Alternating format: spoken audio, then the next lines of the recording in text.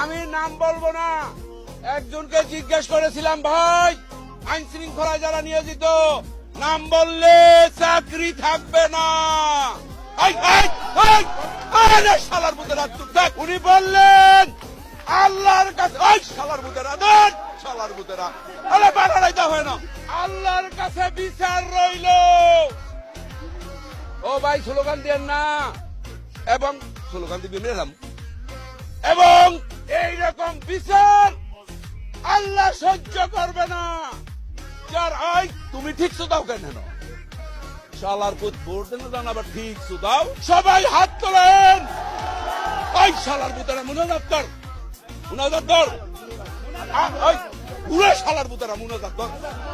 mic আনতে বলছেন, আল্লাহ তোমার কাছে বিচার দিল,